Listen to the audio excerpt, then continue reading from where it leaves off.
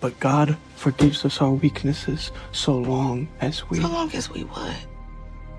I haven't seen a sign of God lately. I mean, is he even listening? Well, maybe his silence is essential to our free will. I think that there has been a change in the basics of human nature. Something old, brutal, and hellish is here. I don't think that you're crazy to think that. You sense it.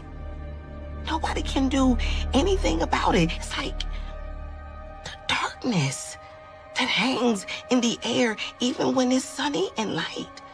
It's like God just locked up and left. Adios. And so what if he did, Lois?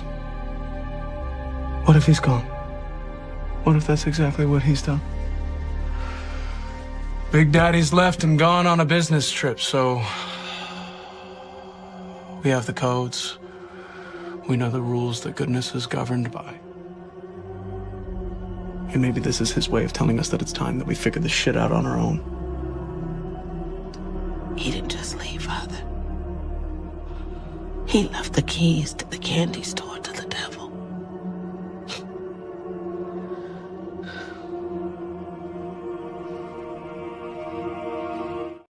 Oh, mama. Oh, mama.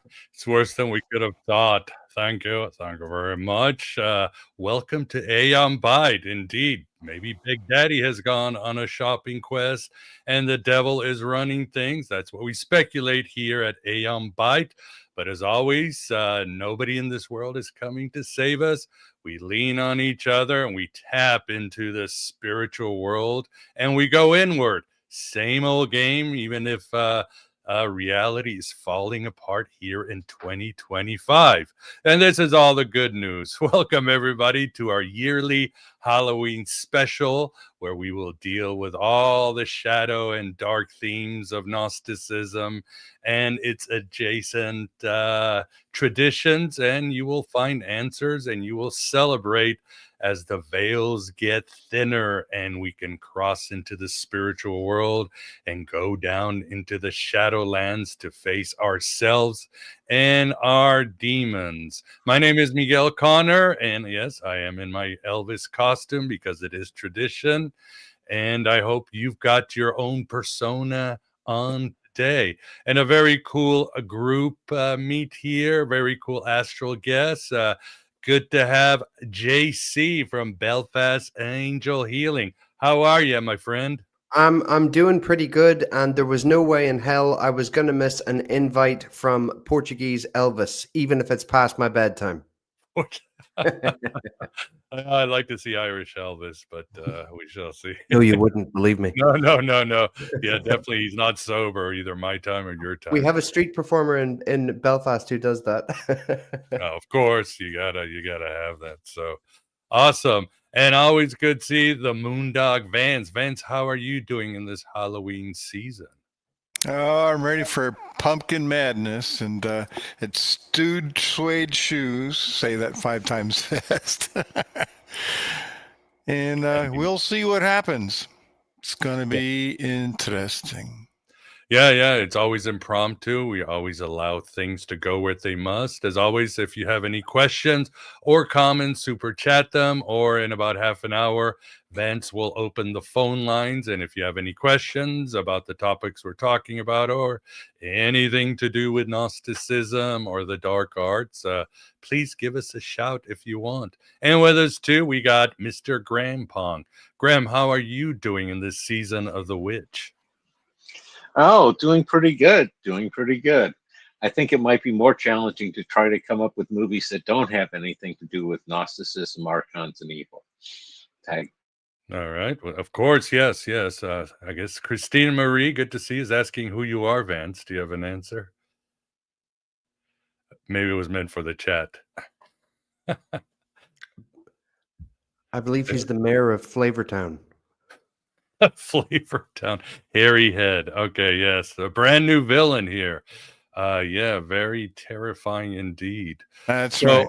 Yeah, awesome. And what Graham was saying too, I will be actually giving a presentation on Gnostic horror movies next week for our private Finding Hermes group. So check it out if you can. You'll be surprised. You will, of course, not be surprised by some of the obvious ones.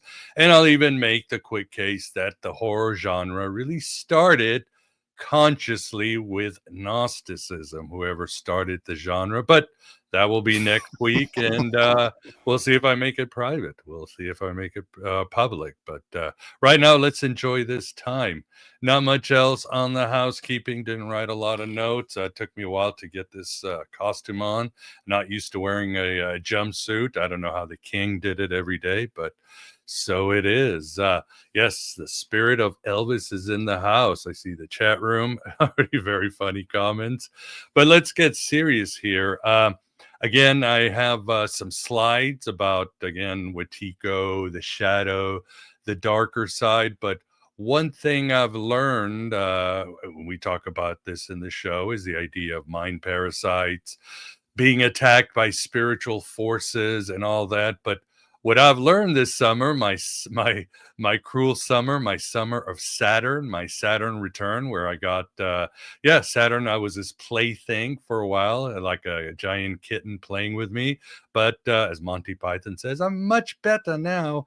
Was able to overcome my health issues and other crashes that happened, and now I'm in a much better place. But yeah, that's the idea of attacks, and someone who really helped me out. Many people helped me out. Great minds, great spirits, great witches was JC. And what I've learned is the seriousness is not only are we being bombarded by all sort of waves, cosmic waves, 5G and all that, not are we only bombarded by propaganda and the mind control of the deep state and the oligarchs in the form of advertising, subliminal messages, and the symbols and all the magic they're doing. Not only are the Archons trying to lull us to sleep with the power of their false promises and the counterfeit spirit, but we also often are being attacked, especially, well, many people, especially if you're semi-public. So, JC, that's why I wanted to bring in you. And again, you helped out and your work's amazing.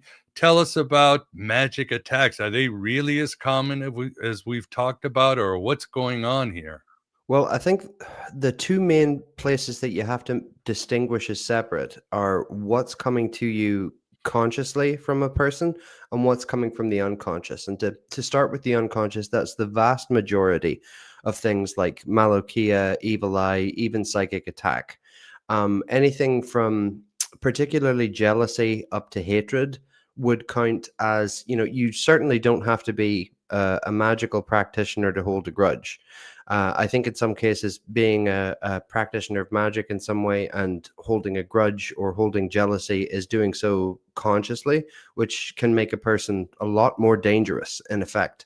But whenever it becomes conscious, that's the domain that I'm particularly skilled at handling. And that's, you're really looking towards the dark stuff, which is, not my bag, but I know how to handle it if it comes towards me.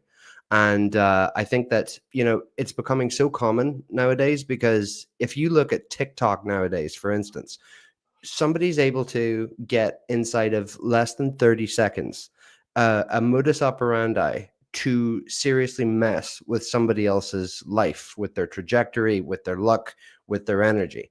So the benefic side of things really has to come more to the forefront, because it seems the malefic has been very, very happy to advertise itself, very, very happy to take advantage of new media.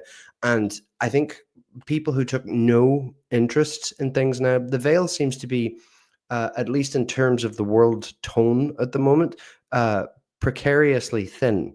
So I think that, this stuff is becoming really very common in a way that it hasn't done for hundreds of years, and is probably about to become more so now. So, protection is super, super, super important, even on the basic level.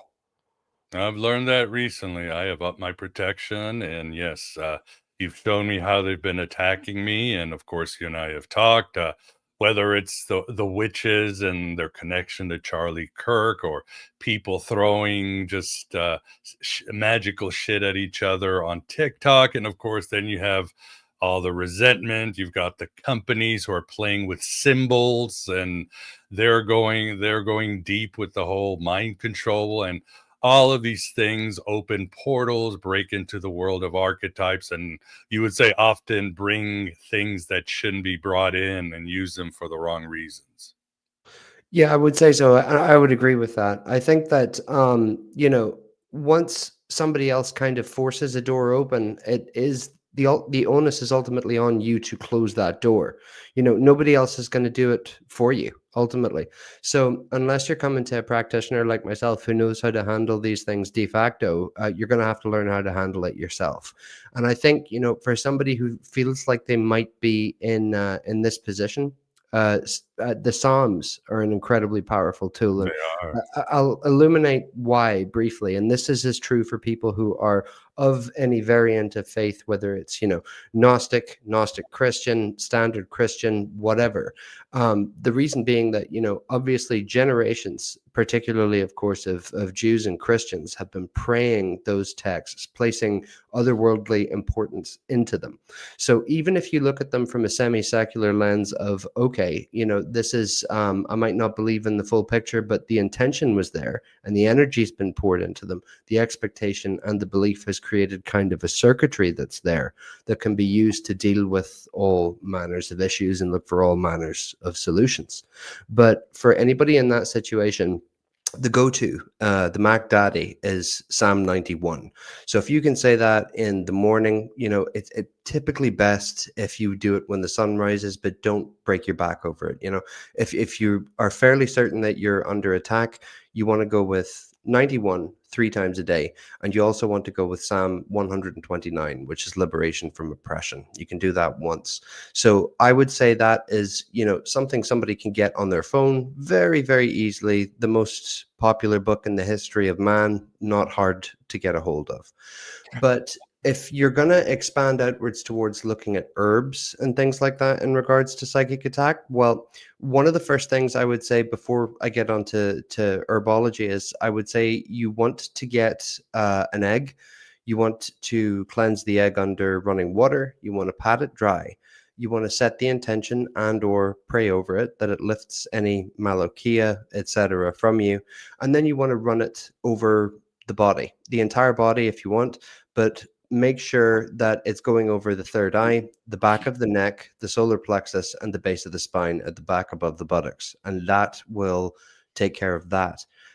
If you want to move it towards herbs, there's rue, there's hyssop, and there's rosemary. So I believe it's Psalm 51 verse 7 says, "Purge me with hyssop and I shall be clean, wash me and I shall be whiter than snow." So hyssop is a very, very useful tool. Again, you get that idea of the collective thought form playing into the herb itself. So really you can take whatever belief you want on it as to why it works. It ultimately doesn't really matter because it works. So those are what I recommend there.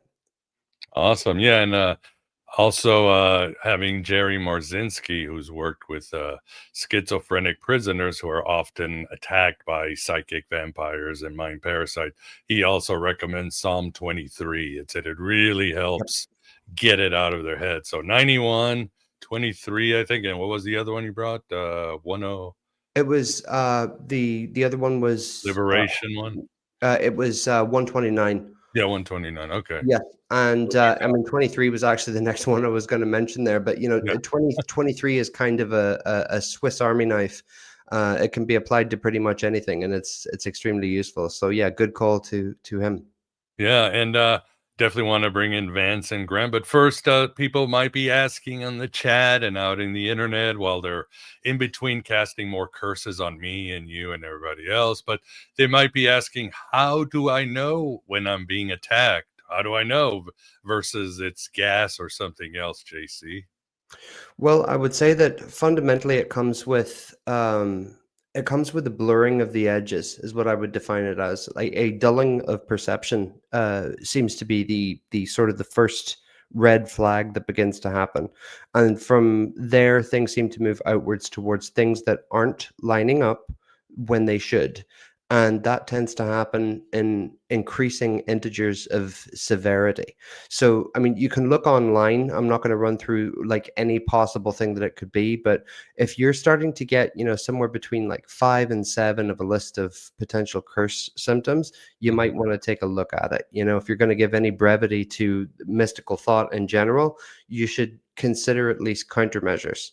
And what we've listed so far is really very, very, very good. Bathing in salt is another one, but spiritual cleansing by Draha Mikaharik is one of the best books I think that you can get in regards to folk solutions and tangible tools. So one of the big things that you want to do if this is happening to you is you really want to get a clean space. You want to make sure that your house is spotless. You want to make sure that there's salt in every corner, and you want to make sure that you're getting air through the house. So there's almost a feng shui or Eastern element to the way that this plays, making sure that the 4 elements of the house are in good and stacked order. And that goes back to, even the sentiment of cleanliness is next to godliness, I believe, becomes quite relevant there. It truly does, So if you're able to cover those separate bases that I mentioned, you should be fine. But failing that, there's always magical protection methods too. Awesome. Yeah, interesting too about the salt. There's a movie that's the big horror movie this year. Well, after Sinners, which I really loved, and deals with Elvis and voodoo more, but in the blues. But the movie Weapons, I don't know if any of you guys have seen it, but I didn't know much about it. I saw the previews. I thought it was like children and MK Ultra and all that, and I'm like, oh my god, all the stuff we're talking about right now is what the movie's about. It's one movie about protection and curses and all that that's so well hidden, but all the mechanics get revealed until salt and all that. So, but Vance, let me bring you in. What do you think? Do you believe in attacks? Do you have experience? Do you have advice besides wearing that hat? Well, that's a good question. I've experienced more than, well, years ago, I got attacked when I was trying to do out-of-body experiences. I think I've relayed that before. Yaldabaoth himself, I think, showed up because there's a giant lion head. And it sure corked the bottle there for a long, long time. But, so many years later, I was able to actually, I didn't do it deliberately, but I woke up in an out-of-body kind of scenario. So he must have been sleeping. But we're attacked all the time, and we swim and live in a world of attack, and there's one of the most insidious, dark, black magic instruments that's in use in this society, and for a millennia is well, take a guess. What do you think the worst black magic and the most pervasive black magic tool there is in this society or any other society? Mariah Carey during Christmas? Or Lawrence Welk or somebody. Oh God, yeah. or Bad Bunny, you can name. No, they pale in comparison to this instrument. No, this is a mysterious. Looks like Anon has guessed it. You got It's it. money. Money, Pink Floyd song. Think about it. It's conjured out of nothing, and it's used to manipulate and hypnotize people. It makes people do things that they wouldn't do ordinarily. I mean, who'd be a garbage man if they weren't paid money, right? Who'd do all these things? It's quite, and the other thing is that think about it. Money really exists in the world of ideas. I mean, proof of that, it's really money these days really is just a bunch of bits in a computer. And what it is it's the world of materiality invading the world of ideas. Poor Plato's probably turning in his grave, although I'm sorry they had drachmas or whatever they had back there in Platonic times. But yeah, that's the kind of attacks that we all undergo. Personally, I have not really, and I'm going to knock on wood. There's my protection, knocking on wood. There you Always, go. that's the good old protection. I have not had the need. There was one time, though, that I did do a ritual to protect myself. And this is interesting. Somebody was kind of harassing me quite seriously. And so what I did was I got a plate and I got a candle and I drew these people on one side and me and my wife on the other side. And I put a big line down the middle of it and I lit the candle and I said, this is to ban them from my life. They will not be existing in my life anymore. I blew out the candle and you know what happened? The plate cracked in half. Oh, Right underneath it, just crack. It was huge. And that was it. And, so far it's, yeah. good deal, sir. I'm texting Sherilyn to see if she'd join us. And yeah, money, it's a gas. And I think sometimes the same thing about the government, which is the government really is in our head. It's a shared delusion we created, but it really doesn't exist. It's something that, I don't know, like it's a fiction. Like corporations too, right? Corporations. Exactly. Yeah. I mean, there's this big fight these days about Antifa doesn't exist, and then people say, "Oh yeah, it's they exist. Look, they're out there writing and writing." Well, it just goes to show you that things can exist like egregores, right? And they don't have to have a board of directors or a president or anything else like the mafia. Does the mafia exist? No. Yes. That's the best way. Yeah, so if you're looking for the people that are really after your tailbone, you got to look at the people that are hiding. The people that are stealthy, sneaking. It's always the people you don't suspect, right? That are really at the root of evil. That's my opinion. Yeah, makes sense indeed. What about you, Graham? What's your experience, or have the body snatchers gotten to you already? What's going on? No, I am still here. My thoughts are, money is even worse than conjured from nothing. It's conjured from debt. It's all debt-based, old Babylonian money magic. And as I learned in my money and banking class in college, money is a collective fiction. It only exists because we all pretend it does. Mm-hmm. But as far as defending against attacks and all, probably my favorite technique is basically like withdrawing within that light of truth, because as long as you're acting from a place of you're not acting from a selfishness and you're acting from a solid basis of truth, that's a place where most psychic attacks, they just can't enter that sort of environment. So it's just in and of itself, retreating to the truth tends to be a pretty effective barrier. Beyond that, I tend to be a fan of the old school. It's good to have a good house cleaning and maybe a sage burning after that. That always can help. One of my favorite techniques is sort of going a little more Eastern tradition is golden milk, where I'll basically take coconut milk and I'll add turmeric, black pepper, some saffron, some ginger, and some cinnamon, maybe some honey to taste. And it helps inflammation. It's sort of Ayurvedic, old Ayurvedic method. Very cool. Very cool. Yeah, I gotta try it out. I have tried JC's egg stuff, and it definitely has good effects. There's even though, as I tell JC, you have to understand that it's not an egg. An egg is like more than money in the United States these days. You just nobody wants to waste eggs. Well, it's not a waste, but they're not cheap. Oh, I'd be screwed if I was there. Yeah, but your wallet gets so messy, Yeah. So, but these are the days. And the other topic too, before we open the phones, I wanted to bring up, and again, I don't know if it's age or the Archons, but I have this deck about Jung and shadow and all that, and I don't even remember making it.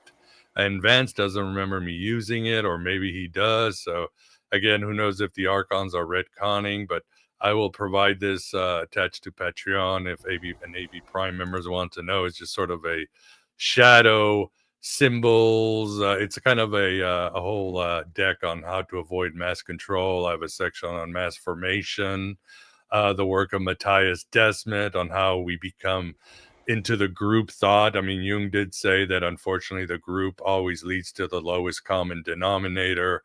That's who reflects the group, because you need the wider answer. So as I always say, you know, a group is not your salvation. Nobody's coming to save you.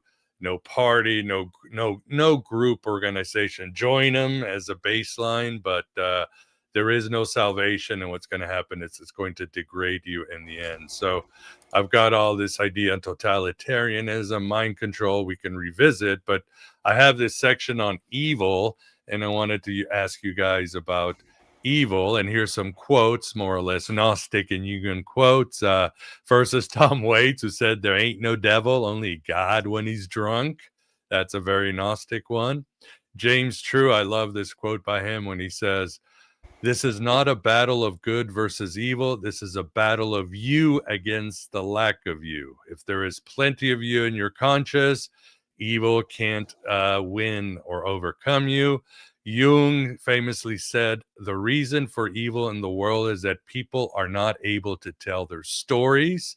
That makes sense. We come here to tell a story, to find our narration, our purpose, and the powers that be try to ghostwrite us their story. That's why I say, write your own gospel, live your own myth. Or William Blake, who famously said, I will not compromise. My business is to create. I must create my own system or another man's will.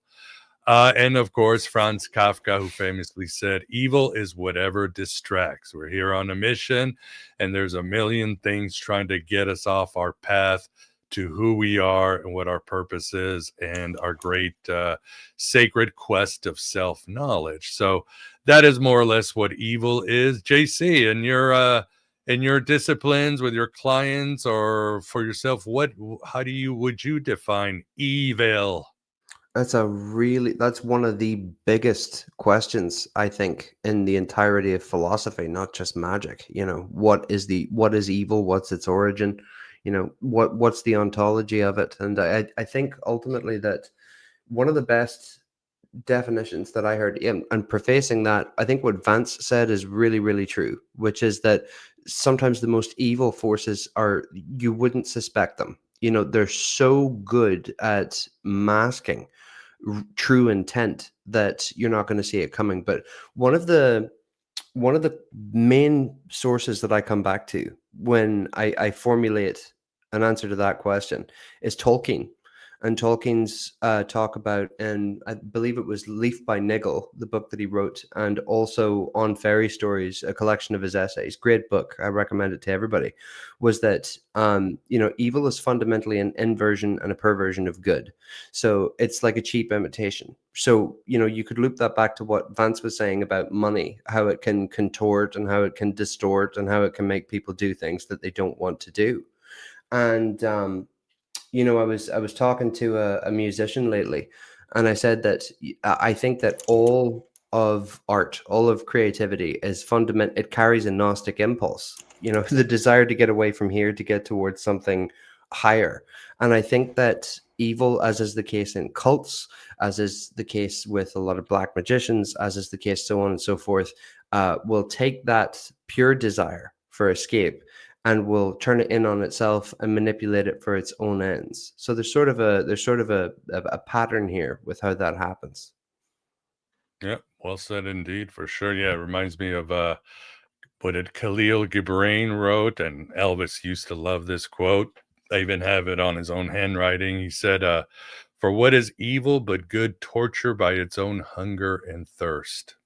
So I think that's a good one that is appropriate. Graham, you've always had a good definition of evil. What is it? Oh, yeah, no. My definition of evil is intentionally hurting other people for fun and or profit. I basically cribbed that from Jordan Peterson, who apparently has run into more health problems recently. But his idea was, examining totalitarianism and fascism. And he looked at, he was questioning this whole idea of evil. And he came to the example of German concentration camp guards who are making some prisoners carry wet bags of sand, a stack of them 100 yards, and restack them and then move them back again, over and over and over again. And that's what, when it finally clicked for him, it's one thing to have them in the concentration camp, but to take that extra step, especially intentionally, to like twist that knife.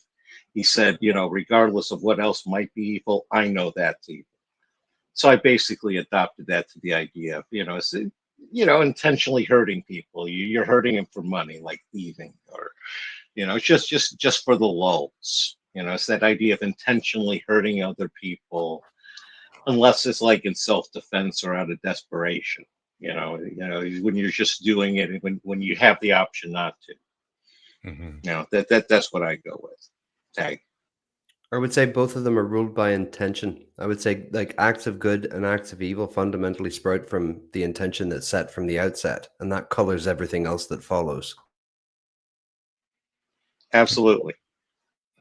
What about the saying, the road to hell is paved with good intentions? Isn't that a scarier evil? Well, that's because they don't necessarily, for me, that's a lesser evil in the sense of they don't realize that a lot of the people are doing it. It's like the useful idiots. The true evil is the one manipulating him. It may be a more harmful evil, but ultimately it rests on the back of the conscious manipulators. Makes sense. What about you, Vance? What is evil to thee? Well, it all started long ago when the material universe was conjured up by our friend Yaldabaoth. And Yaldabaoth wasn't too real powerful, really, because see, Yaldabaoth was a lot like us. He was like, a singular, personal, conscious entity, right? So he didn't have the capability of simultaneously manipulating billions of other subservient life forms. So what he had to do to create the material universe is he had to start out with a bunch of stuff, right? And he only had so much stuff. Mm-hmm. So he had so much stuff, and then he had to make it so that stuff would organize itself. But if he just made it organize and build and build and build, it would get bigger and bigger and fill everything up. So he couldn't have that, right? Because then he wanted something that he could set it and forget it and just let it grow and watch everything suffer. So since everything wouldn't suffer forever if it grew and grew and grew and then expanded to all reality, he had to have destruction. So he had the creation, and then he had to have the destruction so it would break itself back down. So he arranged it so that there's forces of creation and forces of destruction. Goes up and down. So what we call, now that would be all well and good. Like if we did something like that in a fishbowl, nobody would care, right? But somehow consciousness slept in, the sparks came in, right? Sophia brought the sparks down or whatever. I don't know how the sparks got here, but that's actually a subject for another, the gospel according to Vance. That's another topic that I won't go into right now. But here we have all these conscious entities that are capable of experiencing suffering. Okay, so this destructive force coincides with the consciousness, and that is the evil. So basically, the bottom line is evil is anything that pisses you off, anything that makes you suffer. And the ultimate evil is being trapped, okay, in suffering. Because if you look at any fear, it's always a fear of being trapped. Because if you weren't trapped, then you could get away from it, right? You could just walk away from it, run away from it, whatever. But anything that chases you so that you can't get away, then that's a form of entrapment, or if they get you in a corner. So that's what evil is. And I agree with Graham. There is an intentional combination of conscious evil where the spirit is somehow perverted. And how this happens is beyond me. The spirit gets polluted by this spirit, by the force of destruction, and that's the worst evil. So that's my explanation of evil, and it's an inherent property of the material world because, limitations. If it's all started when two cavemen fought over the same puddle, right, of water. Whoever had the biggest club won, right? There's the evil. And the guy who got clubbed, he thinks the other guy is evil. And the guy that clubbed the other guy thinks the smaller guy. I thought it was the Black Obelisk who taught him how to fight. The monolith. The monolith, yes. Yes, the monolith from Neural Viz. In keeping with the 70s vibe, Kubrick, I love it. Yeah, in answer, Vance, as to how that happens, I know one way is something that I call the double wound. Because people go through life, you get wounds all the time, and healing from them is normal. What a double wound is something that it like punctures through two layers of the psyche at the same time. And addiction is a good example of a type of double wound. It's like with addiction, you're wanting something that makes you feel better, but you end up with something that's actually harming you instead. So it's kind of an antinomy, two sort of opposites joined together. And, you have that sort of thing when you have, sort of abuse situations and people kind of become accustomed to the abuse and start liking it, sort of, Stockholm syndrome like. It's a trap, right? There's another kind of trap. Yeah, it's sort of like a black hole feedback loop in the psyche where the thing that they're trying to fix the problem actually makes the problem worse. And it's ever escalating. So I know that explains some of them. I'm sure there are plenty of other ways that it happens. What's everybody else's thoughts on that, Tag? Well, you describe the government most of the time, right? Whatever they're trying to fix, they make worse. Or they create a problem where they have the solution, like Monsanto and all these other companies. So, yeah. One of the defining features, I think, of evil, before we probably move on from the topic, is that I think, evil can be, in a lot of ways, the most effective form of good, and the most effective form of evil can often work similarly, which is through total silence. Just like doing something good out of genuine goodness that doesn't need to be shared, that doesn't need to be used for clout. Evil can have the same pensive, withheld, and tactical nature, again, inverted. Yeah, 100%. All right, well, let's open the phone lines if anybody wants to call in. Is that it? Is that the right one, Vance? I just pulled up a banner here. Is that the right phone number flashing? 805? I think you're on mute, Vance. That's it. Okay, good. So if you want to call or super chat a question, this is the time for it, and we will get to you. As far as under the topic, let me bring out my trusted slide here. Again, I wanted to bring up the idea of Wetiko too, because I still think it's so important. Let me get rid of the banner. And this is from Paul Levy. Wetiko is a cannibalizing force driven by insatiable greed, appetite without satisfaction, consumption as an end in itself, and war for its own sake against tribes, species, and nature, and even against individuals' own humanity. Wetiko is powerless to control our nature, but it can manipulate this false identity that it sets up within us. And that, of course, is a dead ringer to the Gnostic idea of the counterfeit spirit, which you find in the secret book of John, the Pistis Sophia, where the Archons create this fake soul or this fake spirit that they install in you from the very beginning. And that's the part of you that sees false worlds, that makes the bad decisions, that is attracted to material delight or greed, and just and forces you or tricks you into worshiping the wrong god. So it's love this concept, so important. Was that a phone, Vance? Oh, okay, that was Nope. somebody's bell ringing. So I really love the idea of Wetiko. Again, we're going a little bit different than, spiritual attack. This is something that's baked into Gnosticism, a lot of the shamanistic traditions, in native traditions. Of course, Philip K. Dick also had it too. Gurdjieff had his Kunda buffer, which is this organ that somehow was installed within us to trick us.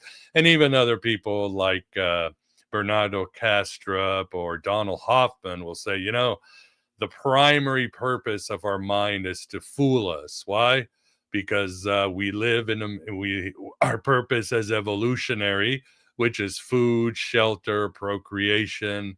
So therefore, this Wetiko, this Kunda buffer, whatever you want to call it, is there so that we are fulfilling our evolutionary purpose, which is to thrive and be pack animals in the material world. But you can take that on a higher spiritual level. So I always think the Wetiko counterfeit spirit is so fascinating and multidimensional and relevant today as much as the egregores. Again, as you see people tapping into forces they shouldn't be doing, and cancel culture, and how everybody is so tribalized today. And even some, like Chris Knowles was saying, even somebody like the Church of Satan, which professes to be atheistic, they're playing with symbols and archetypal images that are just going to open things and bring dark things in there. But JC, what do you think in your tradition or experience? What would you say about these mind parasites that are not, again,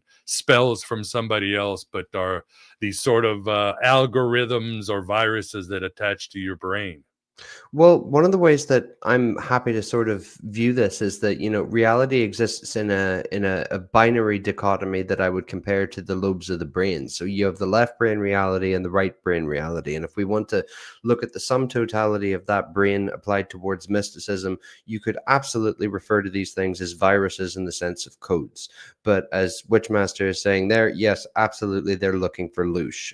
Whatever perspective you want to take on these things, it's like I said in my first podcast with you, and you responded brilliantly. It doesn't matter what they are, they're hungry. So making sure that you have the capacity to retaliate properly is extremely important. So I would say that, in regards to their origins, I could go into the Cleote, I could go into the Kabbalistic origin of things and stuff, but I think ultimately it's just more important that you split the details, because who needs the historical volumes of what the thing is? If you're suffering from the effects of it, you want the answer to that suffering, and you should. So the other thing as well that gets brought up is the idea of, say somebody who is of a classical Abrahamic faith, they're going to be of the opinion God and the devil. And okay, fair enough. Right. But there's also the view that exists, which is, it's not that simple. It's not that binary in that regard, that there's an ecosystem at play. And I tend to veer more towards that. There's different kinds of these things. They have different origins and sources, and they're coming at you sometimes for different reasons. But ultimately, some of the best things that you can do have already been listed, which is, keeping things clean, etc., and so on and so forth. But I think in regards to astral parasites and things like that, the egg cleanse is extremely, extremely important. But you really, I find it hard to, keep it inside of the folk side of things there, because I do think it's very important that you have some degree of spiritual tradition there to protect you. Now, Psalm 91 again is pretty much. Can we continue? Yeah, We got a phone call coming in. Let's see. Let's have this phone call. Let's bring it in. Oh, you're on mute. No, you're on mute. Hey, hi, how you guys doing? Paul from Arkansas. Hey, Paul. Thanks for calling in. thank you for thanks for everything. I love your guys' show, and I was just really taken by that the Jungian model of the psyche, and I was just thinking about how the best thing I can do is try to uh, focus on what I'm trying to accomplish and on my internal dialogue. My self-talk can really undermine everything I do if I let it. But and the best way I know to work on that is meditation. And I don't want to take up too much of your guys' time, but I just wondered if you guys had any thoughts about that, about because I can't control what other people do, or I can have some control over what I watch. I definitely watch out for what I watch. You know what I'm saying? Like I love that show Hellraiser, but I can't watch that stuff anymore. Right, It's too it's too dark. And I like to stay in the positive and just work on myself. And meditation and prayer seem to be working for me lately. So I was just wondering if you guys wanted to comment on that. Yeah, for sure. No, I 100%. I think a meditation practice is the foundation for any spirituality, and whatever rocks your boat for meditation, whether it's Zen or walking meditation Yeah. or TM or golf or jogging, it's different for everybody. But yeah, without a doubt, prayer too. Yeah.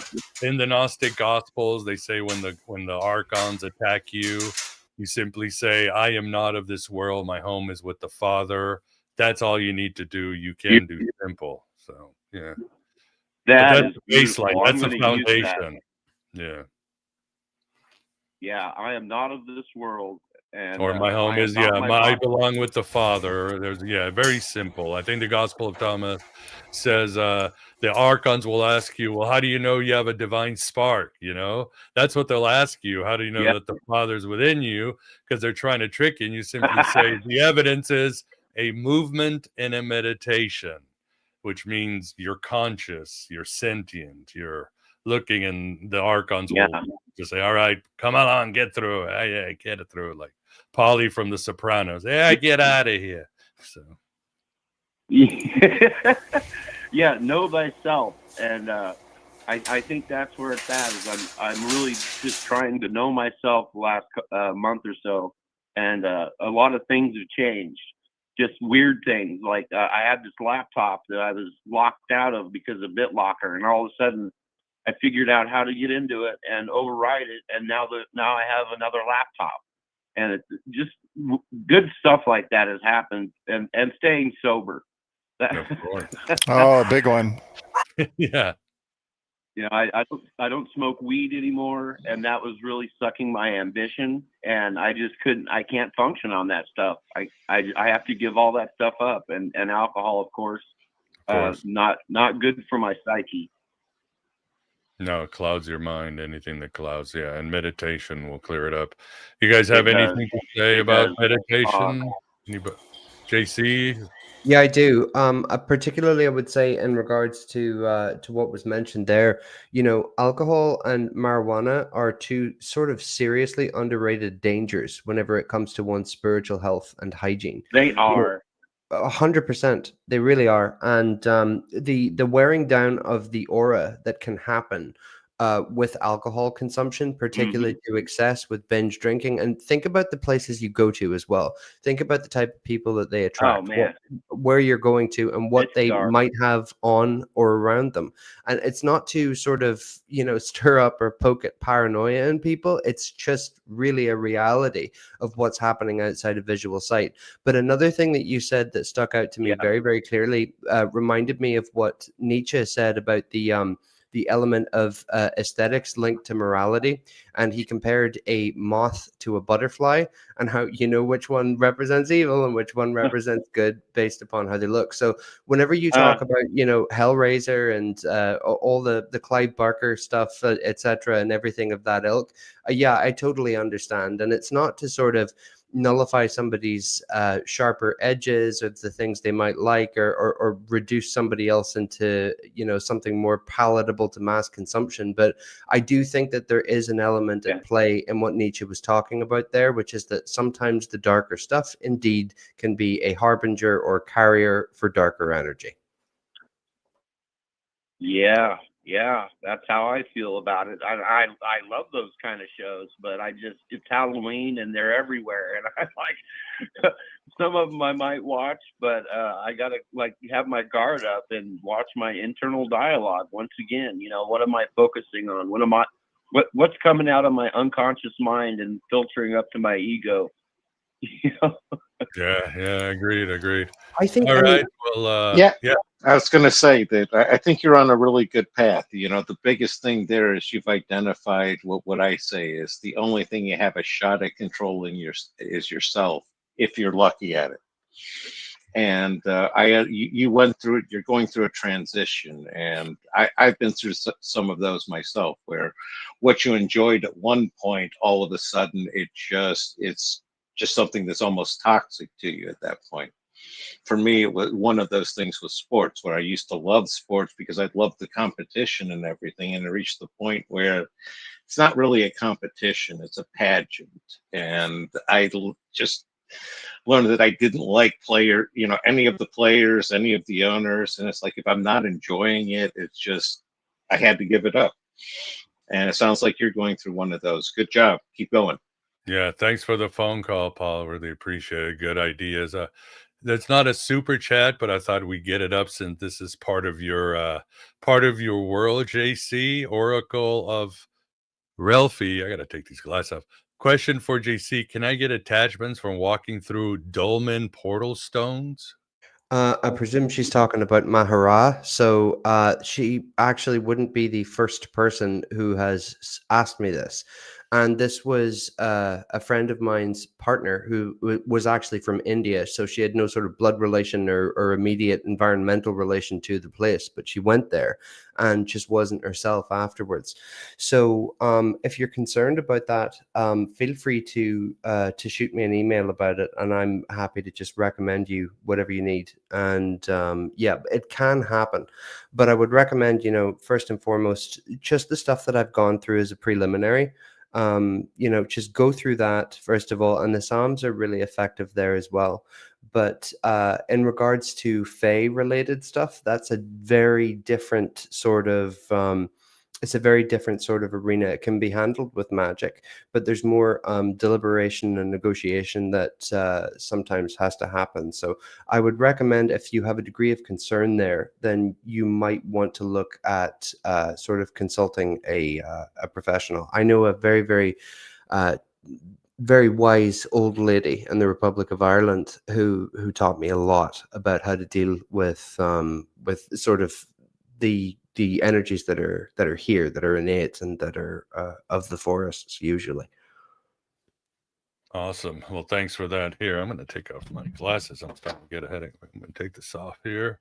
All right. I feel like anybody ever watched the old Van Halen movie, Pretty Woman, when it ends with David Lee Roth thinks it's a girl and takes it off. Those were and that's one of the most politically incorrect videos ever. You know, the brothers dressed like a native and all this stuff. Anyway, the bass players dressed like a samurai. Anyway, for those of you who like Van Halen. It's like the Crying Game with leopard print pants. Beautiful. Yes, that was a good movie. I love The Crying Game. So good twist, that's for sure. Also, it reminds me, you guys ever watch Crocodile Dundee, the scene with the Sheila? Oh, you're a Sheila. He puts his hand under her skirt. Well, does anybody remember this scene? Am I just showing my age? I don't remember. I've seen Crocodile, but nah. Okay, well, when you leave, go the Sheila scene in Crocodile Dundee 1. Crocodile Dundee 3 is the worst film ever made, and yet it's my comfort viewing. I don't know why, but I love it. Crocodile Dundee in Los Angeles. Yeah, it's brilliant. There's a Mike Tyson cameo in that film that is so cringe. It's delicious. I love it. I don't know. You got a Wendy's? I don't know if I can watch it, man, but Yeah. So, yeah, as I know, Vance probably has to leave because of domestic things he has to No, I'm do. okay. Oh, No, you're okay. All right, all right, all my right. guest has not arrived yet. Okay. They must have been delayed. Mm. Oh, you shouldn't have put all that salt around your house. You know, that's part of the which is a theme in that movie that I watched, Weapons, and what's the other movie? Bring Her Back, an Australian horror movie. Pretty good, yeah. Horror movies that you guys have watched recently that you like, Gnostic themed or not. The Again, Brain. I just saw The Brain the other night. It is like one of the. It was so bad that it was pretty good. You know, there's like this big brain and all this stuff. There's really a teen movie. You know, it's kind of like a Halloween version of Porky's or something. And somebody in the chat was mentioning that you know, sometimes the monsters are so ridiculous that they become humorous instead of funny, and you know, they become funny. You know, instead of scary. And this thing had so many teeth. I'd hate to have his dentist bill. This brain, and he shows up anywhere. I know, how the heck does a brain get from the laboratory down to the basement without feet? That's what I want to know. You know, and he's they all don't over the explain place. it. His No, brain is no, just, no, no. just rolling around. Yeah, well, within the building, you know, within the building, but he didn't really show up outside the building. Then, you know, the evil professor, you know, the evil guy. It was all about television, hypnotizing people through television. And so and you know, they never explained how this brain was connected to hypnotizing people through television. You know, it was this charismatic alien guy who looked like a regular guy, by the way, and he was the one that was. And somehow you were supposed to understand this brain had something to do with it, but you know, it's all gratuitous. It's like, all right, we have this stupid movie that this guy's hypnotizing everybody through television. Oh, and we have to have something else like a monster in it. Oh, let's have a big brain. So how do you run into funny. this movie on purpose? Well, it had a big brain on it with a bunch of teeth. I said, "This looks." No, I'm talking good, about you how know? did you run into the movie? How did you discover this film? Oh, I was prowling around the streaming services. You know, it was there. It was on Amazon Prime, and you know, you didn't have to rent it. It was free with Prime. So I decided, well, I'm stingy that way. Then there was another one that I just saw. There's a Guillermo del Toro's Cabinet of Curiosities. I don't know if you've seen that. That's on Netflix. I have, yes. And there's one, the other ones are too dark. I was like Paul, you know, I said, you know, I can't take this kind of stuff anymore if it's too bad. It was called The Outsider. And it was about a gal who was very, very plain and weird, mousy looking with a little tiny round head. And she worked in a bank with a bunch of kind of like high society fashion ladies that were all gossiping and, you know, and talking about each other's men's private parts and all this other stuff. And she felt left out. And then there again, there was through television, right? There was a guy, you know, hawking this cream through television that she used. I won't spoil it, but yeah, it had an interesting effect on her. Did you see the one about the aliens? That's very Gnostic, where the alien controls it goes into your brain and controls you, and that's how. No, not that. The Outsider's the only one I've seen so far. I got to pick and choose. You know, I'll get nightmares. Then again, we've been watching My Favorite Martian, and I had a nightmare about we saw one with a little girl that Marty the Martian was taking care of, and she was shooting at him with guns, and I had a nightmare based on that I was in a gunfight, and there was a little girl, and I was shooting her, but I didn't want to kill her, and oh man, and I got shot, and my arm got broken. You know, now that's My Favorite Martian, and that's a scary show. Wow. Oh yeah, that's right. Lovecraft, and right, that's right. They did say that Lovecraft was inspired it. Yeah. Yeah, that's true. Well, I guess don't even watch Scooby Doo, Vance. That's all I have to say. If you get nightmares, oh man, favorite Martian. Yeah, I'll have nightmares about Velma. Yeah, but anyway, that's a good one. I might have to include that one in my presentation. What about you, JC? Do you ever watch any scary movies? You know, the one that just came to mind that I was thinking of as you were talking was El Eternauta, the Argentine series that's on Netflix. It's really, really good. I Hmm. suppose you could sort of apply a Gnostic lens to it as well. It's sort of, well, I'm not going to spoil it. I guess, it is a bit of a reveal, but I've cut myself off because I don't want to spoil it for anybody. Yeah, But don't. What's the name of it again? El Eternauta, Eternauta. Hmm. And it's based off of a comic book from the 50s, I believe. Oh, But French comic book. there's Yeah, I heard it's a good series. Yeah. it's really good. There's sort of themes of predestination and synchronicity and living life over again that sort of bleed their way into the story in a way that I felt was very tactfully done. And really, really good. And by the end of it, you'll get the Gnostic hook that you're looking for sure. Yeah. There's always that great Gnostic. Yeah, there is. Well, there's one recommendation. What about you, Graham? Any recommendations on your end? I tend to avoid a lot of horror movies because I used to go to them with some friends, and they didn't like that I would usually laugh through them. I just don't find them scary. Real life I find scary, or some of the science fiction movies, like the old,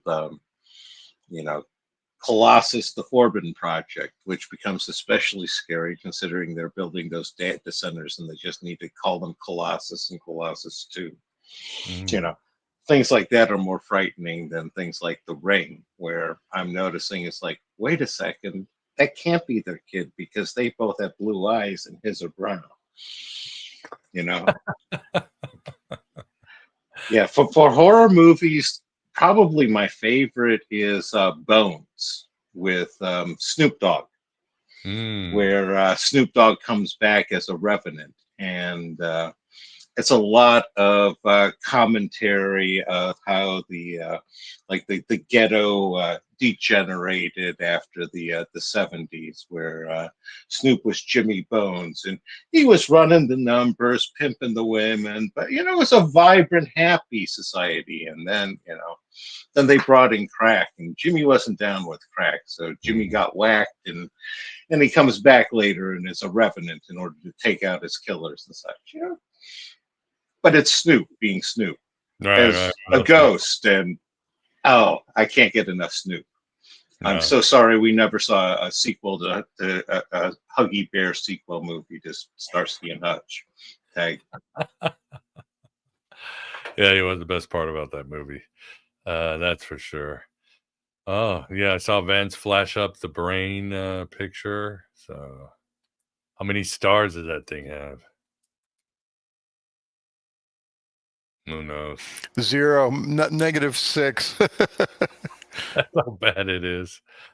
Yeah, well, it could be Plan 9 from outer space. That's always a classic. Oh, that's classic, though, That's a classic. Oh, yeah, there was another Devil Girl, Devil Cat Women on the Moon. That's another one. Cat Women on the Moon that I saw recently. And, it's about these astronauts. I love it. It's really cool because you got this rocket, typical 1950s rocket, and they have office chairs, 1950s metal desks and the office chairs. And they're sitting, wow, high tech, And they got on there, and the cat women are on the moon, and they're going to take over the Earth. There's like 3 cat women who are going to get on this, steal the spaceship, and take the whole Earth over. They didn't get the chance, though. They didn't. We defeated them. Yeah. Wow. Even Haley Berry couldn't get down there and make Catwoman. No, she didn't have a chance. But that's the thing. I mean, through history, scary stories, ghost stories, they've been around since the times of the Greek medieval times. I mean, horror movies is just part of it. It's shadow work. It's cathartic. It shows us our mortality. It reveals how dangerous the world is. It makes sure to tell us that there is a spirit world, especially as the veil's thin during this time, and that how to interact with the spirit world. So they've been around and they serve a good purpose. Horror movies, scary stories, myths, and all that. So it will continue. And again, in the Victorian times and before, it was the holidays were a big time for scary movies, Christmas Tale or Scrooge and all that is a ghost story Oh, told yeah. during the Christmas time. It was very normal because, again, everything's dark and the spirits are out. And I see Graham there admitting that he saw Tron Ares. I hear people really hate it or they think it's pretty good. I'm surprised. I don't know what to say. I'm in the I was pleasantly surprised category. It again, you got to be able to handle Jared Leto, but lots of good nods to the first movie and the second one. It was a lot more action than the second movie. The second movie was a little more too slow paced for mine. You know, when you have a slow tractor beam chase scene where they just have monologues and all. Didn't work for me in the second one. This one worked pretty well. The plot was good. They brought it home, and they set themselves up for a pretty decent sequel coming up here, which I'm sure will happen. I don't know. I think the movie's bomb, but yeah, Tron's great. It really was one of the first entries into the Gnostic genre of the 80s. So it was perhaps one of the beginnings of the Gnostic films. So that would later sort of trickle in through the 80s and really ramp up in the 90s and early 2000s. So that's a good one. Did somebody mention, yeah, Cabin in the Woods is a good one. Also very Gnostic too. If you like Josh Whedon flicks, it's good. Some others, Nosferatu, I thought was very good too, but that came out last year. But really excellent remake. I heard they're doing a remake of Amadeus, and I'm like, that's the one movie in history that should not be remade. I mean, why? The first one is so pure genius. Why would you make a remake? You can't top Tom Hulce and, the rest of the cast, but that's Hollywood today. How about Nick Cage's offering of what was when he played Dracula? What the heck is? Oh, it's Renfield. Yeah, Renfield. I heard that's good. That was good. Just haven't watched it. Okay. Oh, you got to see it. Renfield. I was thinking, Cage is like perfect trap. Willem Dafoe was not bad in Shadow of the Vampire. Oh, he was great. Yeah. Yeah, he'd make a good vampire. I haven't seen that. He played a better Nosferatu than Nosferatu in the original silent film. Willem Dafoe's a very interesting man. I think that's fair to say. And I think that, in regards to Nicolas Cage, I think I heard that he's got a coffin in his house. Really? Yeah. No, I heard that he's got like a legitimate, some form of coffin. And I heard Johnny Depp has a ton of vampiric stuff around his, I don't know, it's probably just an aesthetic interest, but I think he even admitted to it. So that's just oddities worth mentioning. Interesting. Yeah. The strangest one I ever heard from a celebrity was back in the day, Crispin Glover had a gynecologist, what was it? A gynecologist chair in his house. To me, that sounds exactly like something one would expect from Crispin Glover. That's what I'm saying. Yeah. Exactly. Yeah.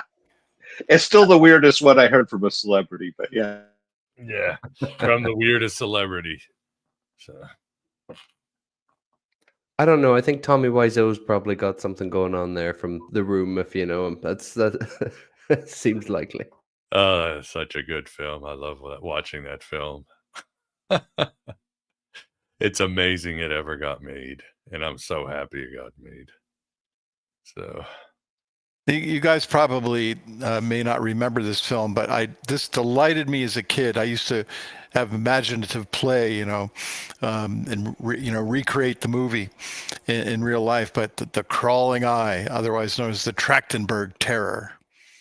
And it featured a bunch of aliens that landed on a mountain, and of course things were radioactive. But back in those days, everything radioactive, just like in the Magnetic Monster. The Magnetic Monster was radioactive too.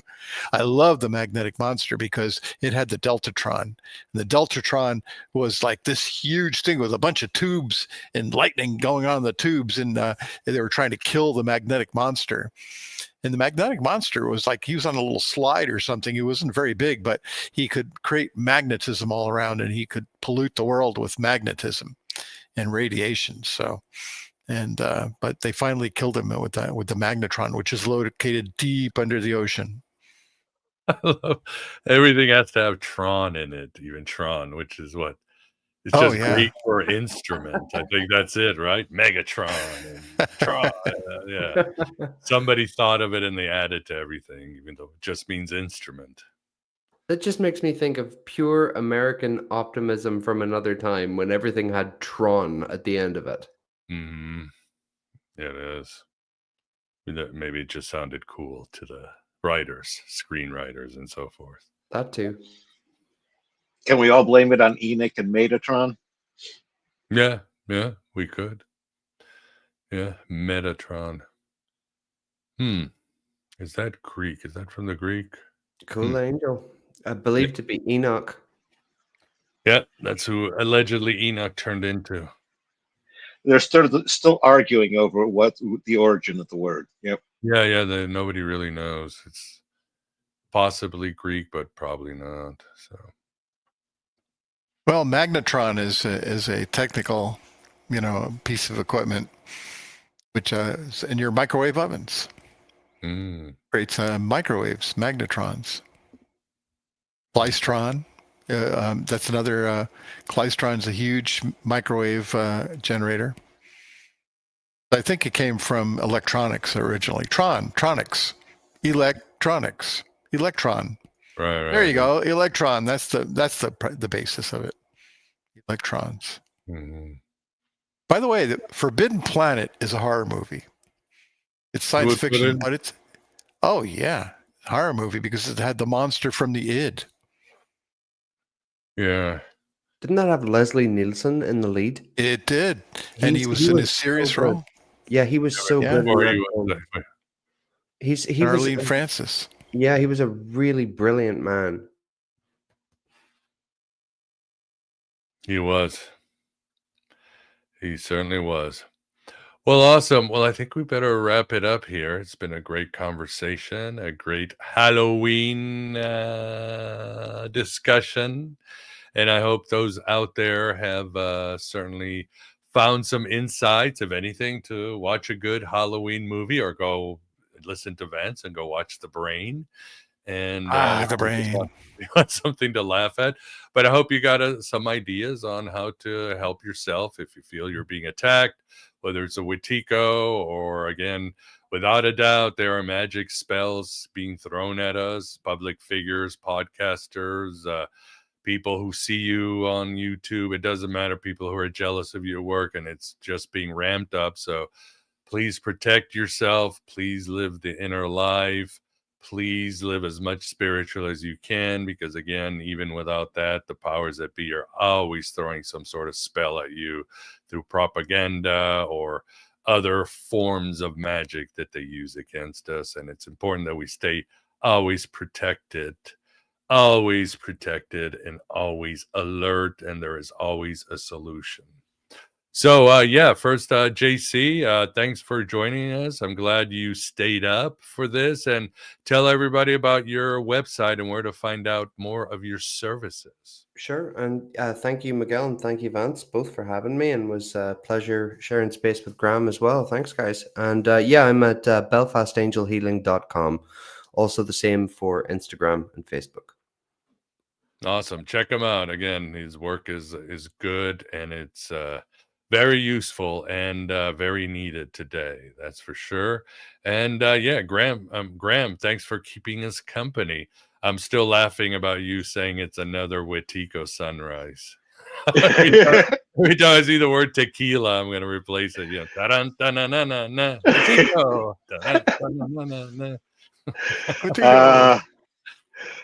Always my pleasure to bring a good smile. Now, I hope everybody has a good holiday, and the 3-day holiday, Halloween, All Saints Day, and then All Souls Day. So take care. Dia de los Muertos too. That should be a good one. So and thanks a lot. And Vance, thanks for keeping us company. You and The Brain and your new hair. The brain, yes. This is the brain manifesting through my scalp. Hey, happy Halloween to everybody. Watch out for the brain. And the crawl guy. Yes, and for everybody here, thanks for joining us if you're listening live. And I hope you're enjoying. If you're listening to the replay, please support Aeon Byte in any way you can.